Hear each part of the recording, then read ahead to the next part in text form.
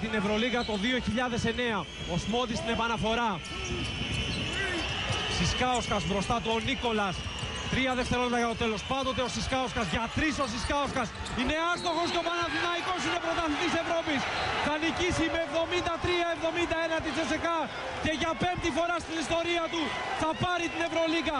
Ακόμα μια μεγάλη στιγμή για το ελληνικό μπάσκετ. Ακόμα μια μεγάλη στιγμή για την ιστορία του Παναθηναϊκού, ο οποίος θα κατακτήσει για 5η φορά την Ευρωλίγα μετά από ένα συγκλονιστικό παιχνίδι, μετά από ένα δραματικό τελικό που κρίθηκε στο τελευταίο σουτ. Αυτή τη φορά ο Ραμούνας Σισκάουσκας ήταν ο μοιραίος για την CSKA, ήταν ο παίκτης που της έδωσε την πρόκριση πριν από 2 μέρες στον ημιτελικό με την Μπαρσελόνα, σημειώνοντας 18 πόντους στο τελευταίο δεκάλεπτο. Τώρα αστόχησε στο τελευταίο τρίποντο και χάρισε στον Παναθηναϊκό. Μάλλον ο Παναθηναϊκός με αυτό το άστοχο τρίποντο σφράγισε την νίκη του, επικράτησε με 73-71 της CSKA. Είναι πανάξια ο πρωταθλητής Ευρώπης για το 2009. Ο Παναθηναϊκός γράφει ιστορία, καθώς γίνεται μόλις η 4η ομάδα που κατακτάει τον 5ο τίτλο της Ευρωλίγκα. Μόνο η Real και η CSKA έχουν περισσότερους. Η Real με 8, η CSKA με 6 και άλλες 2 ομάδες έχουν πάρει από 5 τίτλους. Η Βαρέζε και η Μακάμπι. Η Μακάμπι βέβαια μετράει και ένα τίτλο της Σουμπρολίγκα.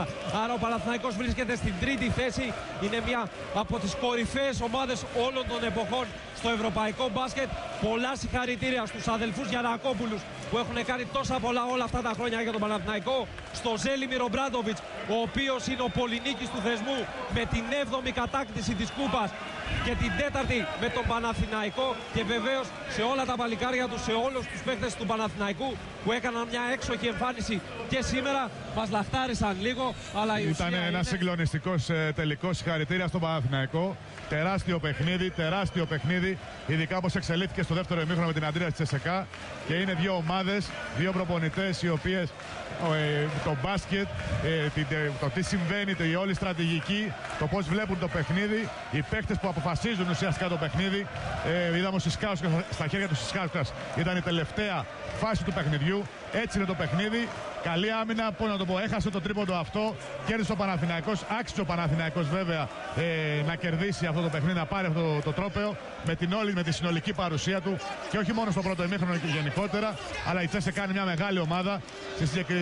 Στη χρονική στιγμή του δευτέρου ημιχρόνου αντέδρασε με υπομονή, γύρισε το παιχνίδι. Η ουσία είναι το Παναθηναϊκός είναι πρωταθλητής Ευρώπης. Ένα τρόπαιο για την Ελλάδα, ένα τρόπαιο για το ελληνικό μπάσκετ και είναι πάρα πολύ σημαντικό. Για το πιο επιτυχημένο άθλημα στη χώρα μας, το ελληνικό μπάσκετ, που μας έφερε ακόμα μια πολύ μεγάλη επιτυχία εδώ, αποσβολωμένος ο Μεσίνα.